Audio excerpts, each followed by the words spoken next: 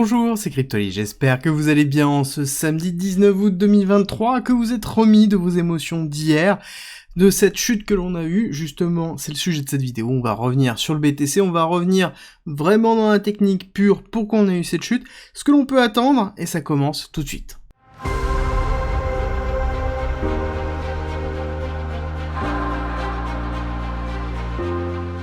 On rentre tout de suite dans le vif du sujet avec cette accélération baissière que l'on a eue ici, qui a fait très mal, dans lequel on a fait quasiment moins 10, moins 10,5, sur une accélération baissière qui s'est faite tout doucement dans un premier temps, puis en plus accélération baissière, accélération haussière, accélération baissière. Je vous en ai parlé dans la quotidienne d'hier, on va revenir sur cette explication en deux parties. Une partie vraiment fondamentale, avec principalement la pression au niveau de la Chine qui est en train d'être effectuée. On a le géant de la Chine qui est en train de déposer le bilan, géant immobilier, et derrière, le problème c'est qu'il n'y a pas que lui, c'est-à-dire que lui, étant donné que c'est un géant, ça sous-entend que c'est une société systémique, à risque systémique, donc ça veut dire qu'on peut très bien retrouver d'autres sociétés qui vont déposer le bilan à la suite. Et là ça va être très important, et je pense que beaucoup de monde retiennent leur souffle au niveau de la macroéconomie. Parce qu'au niveau de la macroéconomie, je vous avoue qu'on n'est pas forcément aussi très folichon. On a commencé notre gros retracement, on était en train de retester, alors je vais peut-être me mettre rapidement en weekly, histoire de bien voir, voilà, on est en train de retester ici le 236 que l'on a, donc du mouvement total, on est en train de retracer. On a ici le gap en daily qui est présent, le gap qu'on vise déjà depuis un certain temps. On a fait une petite tentative, mais ça n'a pas été extraordinaire. On est en train de clôturer, on a clôturé, hier au-dessus du 236, qui est plutôt positif pour justement le S&P 500, et on a une crise monétaire au niveau de la banque, des banques régionales US, donc on sait qu'on a une crise assez forte qui est présente. On a aussi la crise immobilière qui est présente aux USA, mais qui n'est pas aussi forte que les analystes l'avaient espéré est un bien grand mot, mais en tout cas planifié, et donc on se retrouve quand même ici dans une pattern où on est dans une forme de retracement. Ok, donc on est dans une pression US, une pression chinoise aussi, donc c'est-à-dire que les deux géants actuellement du monde ont une pression très forte. Donc ça sous-entend aussi que tous les acteurs institutionnels actuellement sont dans une phase de rebalancing. Donc c'est-à-dire qu'ils sont en train de restatuer leur gestion du risque. Ça sous-entend derrière que l'actif ici, BTC, est considéré comme étant, et en général les cryptos, sont considérés comme des actifs risqués. Donc ça veut dire que ça fait partie des lignes qui vont être changées, principalement en stablecoin. On le voit bien ici dans l'accélération haussière, on a retesté une zone très forte, ça on reviendra dessus, mais donc c'est tout à fait logique. On a ici une diminution du risque par rapport à, ici, un retracement systémique de l'ensemble de l'économie mondiale, du principalement la Chine et aux USA. Il n'y en a aucun des deux qui porte, donc à un moment donné, ça veut dire qu'on va respirer fortement. Alors, au niveau de cette ESP500, ce qui est intéressant de voir, c'est que oui, on est dans un retracement, mais on est en train de clôturer au-dessus. Est-ce qu'on n'aurait pas une schématique, ici structurelle, qui pourrait se faire comme ça, avec une petite accumulation, petit retest, avec une petite recherche de liquidité, on restructure au-dessus, on reteste, on casse, là on pourra avoir un signal qui serait plutôt bullish, d'accord? Donc ça c'est le premier cas. Le second cas serait pas forcément positif, dans une forme de retracement, dans lequel on irait retester ici, cette zone-là, ici dans lequel on a une très belle résistance dans les alentours des 4450, pour lequel on pourrait, après, refaire une cassure baissière. Moi personnellement, j'ai tendance à vous dire qu'on réaccélère pour faire en 3 temps, donc baisse 1, B, C, pour aller chercher ici les niveaux des 4200 qui correspondent principalement aux 382, ou qu'on s'arrête ici parce que on a une zone qui est très importante, on le voit là, d'accord, donc c'est une zone de résistance qui a été résistance pendant très très longtemps et qui devient support ici. On voit bien que le breakout de cette zone a entraîné le gap, d'accord, donc c'est bien cette zone-là qui est en train d'être testée, et je pense que là, on risque d'avoir quelque chose qui risque d'être relativement sympa, et c'est là où on pourrait avoir un sursaut du cours, et donc ici une respiration. Donc oui, on est dans une forme de retracement, mais pour moi, c'est un retracement qui va être relativement contrôlé, on va pas se retrouver sur un retest d'élo, ou en tout cas, pas tout de suite, il va falloir d'autres nouvelles dessus.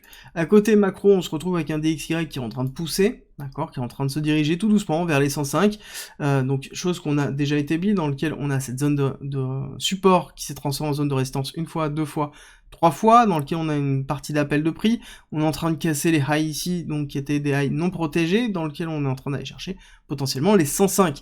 Donc ça veut dire qu'on a une pression très forte qui est en train de se faire sur tous les actifs, d'ordre général, et derrière, c'est symptomatique ici d'une certaine inconsistance au niveau de l'économie mondiale, dans lequel on a les institutionnels qui sont en train de rebalancer, et donc derrière, les actifs à risque sont en train de prendre cher, ce qui est tout à fait normal. Mais n'oubliez pas que techniquement, on est actuellement dans un moment où assez peu de BTC sont détenus, et même d'actifs risqués cryptographiques, donc de la crypto, sont pas détenus, ou très peu, en tout cas vraiment très peu par des institutionnels, parce que c'est considéré comme étant des actifs très risqués, et quand on est dans une zone qui économique depuis un an qui est très compliquée, on ne va pas s'exposer à du risque, surtout qu'à côté on a des bonds qui sont 4, 5 si on veut aller sur les bonds US. Donc pour moi il n'y a aucun intérêt à avoir là-dessus. Donc c'est une infime partie de ce qui a été sell-out, mais ça a pu entraîner justement le mouvement baissier, la cassure baissière. Bon, maintenant on va se concentrer surtout dans la technique, et vous allez voir que c'est quand même beaucoup plus sympa et qu'on voit quand même beaucoup plus de choses. Première chose, c'est que on voit ici sur le BTC CME, donc le Chicago Mercantile Exchange, le futur des institutionnels aux US, on voit qu'on a eu une cassure baissière qui a été suffisamment forte pour entraîner ici une véritable rupture d'un gap, hein, d'accord? Si on regarde les ouvertures, parce que c'est intéressant de regarder les ouvertures, on avait une ouverture qui était ici, la seconde ouverture était là, d'accord? Le gap était juste énorme, dans lequel ensuite on a comblé une grosse partie dessus, donc on a comblé ici l'écart entre celui-là et celui-là, pour ensuite reformer un autre gap qui est toujours présent, ici, qui est entre les zones des 27 485 et 26 995. Bon, globalement, 27 000, 27 500, pour faire vraiment très simple, dans lequel on a un gap de 500 $. Donc le mouvement a été vraiment très fort, notamment au niveau du CME, on voit cette rupture, et cette rupture, elle est vraiment symptomatique d'un mouvement de foule lié principalement à la liquidation massive. Et ça, je l'ai abordé notamment dans la vidéo de vendredi, on a eu plus d'1 milliard de liquidations, majoritairement en longue, hein. On a eu quasiment 75% de liquidations qui ont été en longue, quasiment même 80%, dans lequel les personnes, lors de cette chute, ont tout simplement essayé d'acheter en longue, donc directement avec du levier, dans lequel, forcément, quand on a eu de la volatilité, on a eu des cassures. Ce qui est important de comprendre, c'est quand on a des mouvements comme ça qui sont vraiment symptomatiques d'une compression de la liquidité, une compression de la volatilité, le mouvement qui va en sortir, que ce soit à la hausse ou à la baisse, ça ne sert à rien d'aller contre. D'accord? Il faut vraiment se structurer pour aller dans le sens du flux, et idéalement, quand on n'a pas l'habitude, vaut mieux toujours suivre le flux du marché, et ne pas aller contre, parce que justement on va se faire cannibaliser, c'est ce qu'on appelle un long squeeze, que l'on a vécu ici, et c'est exactement ce que l'on a vu là. Alors du coup le mouvement a été très fort, on est sorti, ça y est, de cette zone de volatilité, et derrière on voit quelque chose qui est en train de se former, hein. On voit quelque chose qui, ici, est en train de temporiser. Alors ce qui est intéressant, c'est que du coup on est dans un système qui est plutôt inverse, généralement quand c'est comme ça, on va avoir quelque chose qui va monter en escalier comme ça. Donc là on a l'habitude d'une continuité baissière, là ce n'est pas le cas, on voit qu'on est en train de retester directement les zones basses, hein, les zones basses qui sont les 24 500, 24 400, d'accord? Et donc là, c'est symptomatique d'un retest baissier et d'une volonté baissière du cours. Ce qui est bien, c'est qu'on a le RSI qui est en train de respirer, enfin ce qui est bien, tout est relatif, mais le RSI est en train de respirer, et c'est exactement ce dont je vous avais parlé hier. On a bien une temporisation, cette temporisation permet au RSI de reprendre de la force et de se rédiger doucement vers les 500, donc ça veut dire qu'on aura de la marge pour faire une continuité baissière. Continuité baissière, si jamais on a une rupture d'un niveau important. Là, on va prendre un tout petit peu de recul, vous allez voir que là-dessus, on a un niveau important, je vous en parle régulièrement. Là-dessus, il n'est pas tracé, on va le tracer tout de suite, qui est la rupture de l'AR, d'accord? Rupture de l'AR. Ici, on a une forme d'accumulation de Wyckoff, avec ici une première accélération haussière, premier retest, deuxième accélération, deuxième retest, d'accord? Donc là, on est en train de retester cette zone importante. Si jamais on casse, clairement, ici, on va avoir de la marge, le RSI est en train de nous dire qu'on a de la marge. Bon, on est en daily, ici, on voit que la marge, bon, elle est relativement basse, hein. Le RSI n'a pas eu le temps de respirer, c'est pour ça que là, c'est plutôt sur du court terme, avec des tentatives d'accélération baissière, on va en discuter tout à l'heure, mais pour moi là on est plus dans une forme de retracement effectif, dans lequel on est en train de retester une résistance, avant de respirer et de faire quelque chose comme ça. Là ça va être vraiment tributaire aussi de l'économie mondiale. Qu'est-ce qui va se passer? Est-ce que oui ou non, on est en train de se restructurer dans quelque chose où on va se diriger vers une récession mondiale? Est-ce que c'est une récession US? Est-ce que ça va être une petite récession? Moi personnellement, si vous me suivez, vous savez très bien que j'attends une petite récession, quelque chose qui fait peur. Encore une fois, la notion de peur est très très forte, hein. Les nouvelles qui sont en train d'arriver actuellement, ce sont des nouvelles qui sont vraiment liées à la peur. On a à côté, attention, on a un géant chinois qui est en train de s'écrouler, on a une augmentation de taux, on a l'augmentation de l'inflation, on a l'augmentation du blé, on va avoir en fait une série de nouvelles qui vont arriver sur cette fin d'année, dans lequel on va set up, tout simplement quoi? Ce short qui a été initié ici par les institutionnels, hein. On rappelle ici la news de JP Morgan, hein. ici ça a été, bah vous inquiétez pas, la récession ne sera pas en 2024, il n'y aura pas de récession en 2023, pardon, il n'y aura pas de récession aux US en 2023, et très peu probable en 2024. Ok, qu'est-ce qui s'est passé par la suite? On a eu ici la mise en place d'un short, normal, on veut, pour pouvoir shorter, avoir des acheteurs, pour pouvoir sell ces shorts, et donc on est en train de shorter une position, et donc on est en train d'appuyer fortement, donc ce qui est logique, donc on va avoir des nouvelles qui vont jouer sur le mental pour appuyer sur la baisse. Alors là-dessus, il va falloir prendre du recul. Encore une fois, ça sous-entend qu'au niveau du BTC, on risque d'avoir des mouvements baissiers, mais pas forcément que. Alors, hop, on va juste reculer un petit peu là, dans le sens où si on a un gap qui se trouve ici, ça sous-entend qu'on va aller le chercher. D'accord, on n'oublie pas que la majorité des gaps, on est plus de 95% des gaps, sont amenés à être comblés. D'accord, donc ça veut dire qu'à un moment donné, on va les retracer, ce qui est tout à fait logique. Pour moi, ce que je vais attendre, principalement, c'est d'avoir un retest ici. Alors le petit setup que j'ai en tête, ici, serait une temporisation ici pendant un certain temps, qui pourrait être quelques jours à une semaine, d'accord. Ensuite, un petit test haussier, petit test baissier, on va soit retester ce lot-là, soit on va juste aller chercher avec une mèche la liquidité de ce lot-là, on va repasser au-dessus, retester, et ensuite accélérer à la hausse. Et là, on va aller retester cette zone-là pour potentiellement soit casser, faire ici un retest, et là, ce sera un trigger de longue.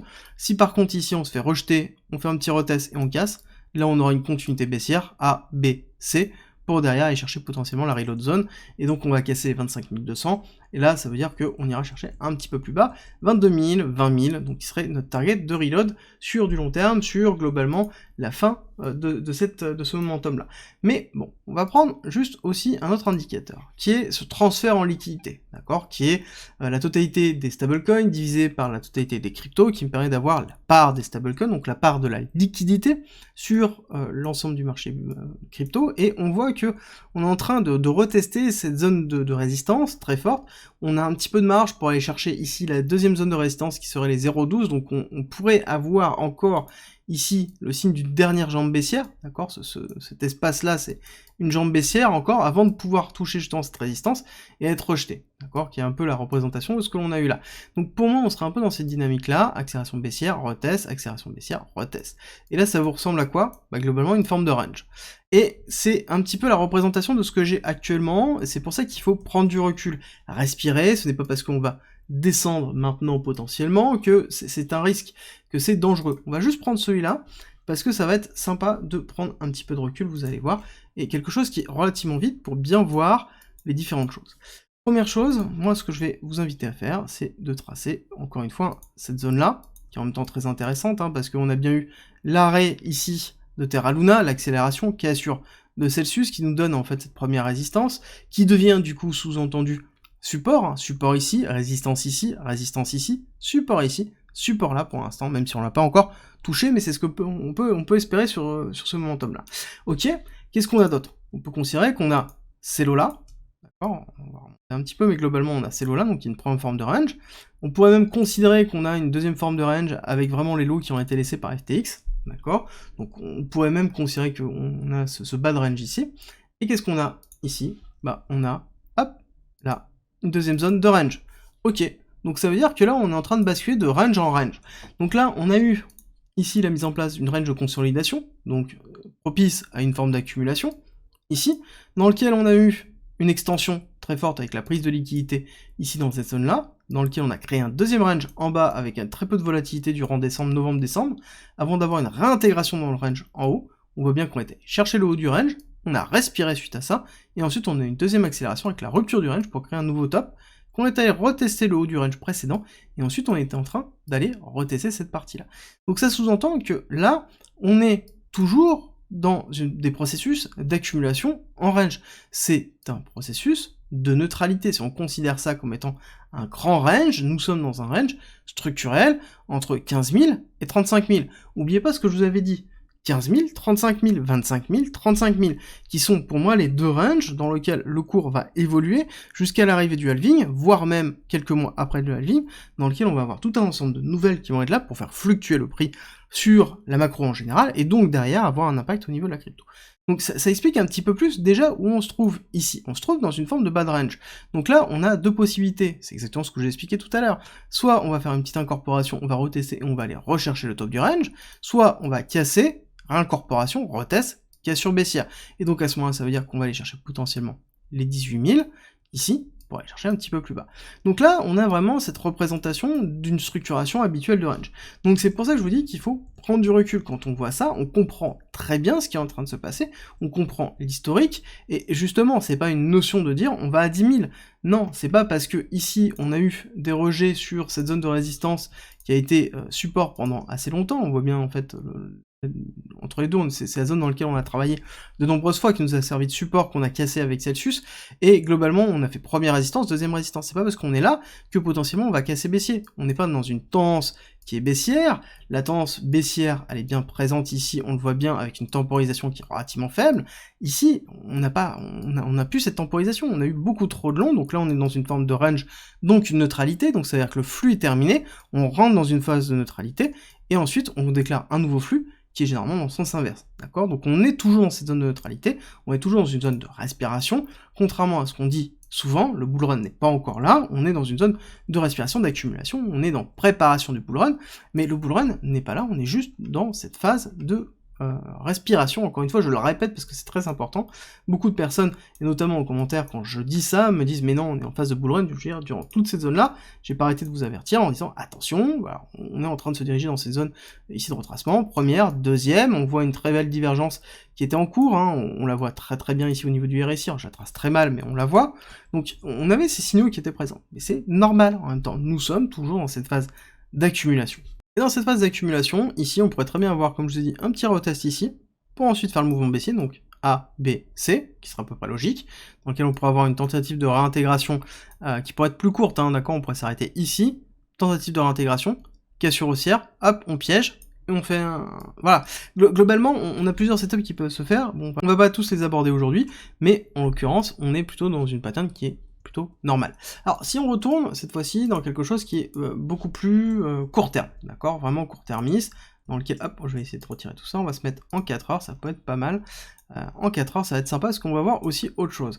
On va voir juste, on va travailler dans la box au-dessus, d'accord, ça sous-entend qu'on travaille dans cette box-là. On travaille vraiment dans cette box ici. Ce qui va être intéressant, ça va être de se poser les questions de ce qui se passe ici. Ce qui se passe ici, on voit plusieurs choses. Alors, c'est assez... il y a beaucoup de choses sur le graphique, mais globalement, si on doit faire très simple, on peut considérer que... Et même, je pense que je vais le faire ici. Je vais le faire ici, ce sera plus simple. Et même, on va le faire en daily, parce que c'est bien visible en daily aussi.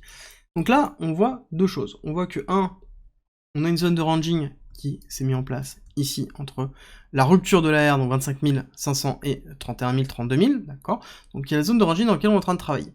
Dans cette zone de ranging, c'est simple, on la divise en deux, et qu'est-ce que l'on voit? On voit qu'on a bien la rupture des deux, dans lequel on a ici un travail du cours qui a été effectué, dans lequel on a la mise en place d'un range, avec extension du range, accélération haussière suite à extension, donc on a pris les liquidités, on a réaccéléré, rupture du range, réaccélération, et retour dans le top du range dessus, dans lequel on a mis en place un nouveau range qui s'est mis en place ici, et dans lequel on a fait une rupture, donc on voit le petit range qui est ici, dans lequel on a fait une rupture.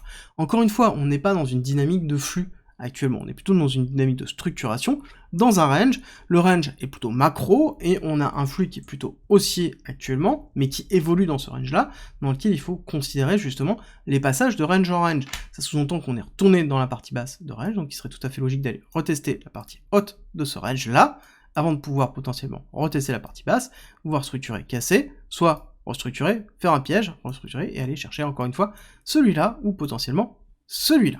Dans tous les cas, je pense que ce week-end, on va rester dans une forme de latéralisation et de respiration jusqu'à certainement dimanche soir. On va faire très attention dimanche soir, dans les alentours de 22h, 23h, voire potentiellement lundi matin, 2h du matin, où on a le retour du marché asiatique qui pourrait faire des siennes et pourrait justement faire un mouvement haussier pour ensuite contredire le marché US. Donc on va faire très attention de ce côté-là. Donc comme d'habitude, on prend ses précautions. Pour moi, on va être plus dans une forme de latéralisation. On va attendre la semaine prochaine. Et dans tous les cas, on traitera cette nouvelle-là lundi dans la quotidienne.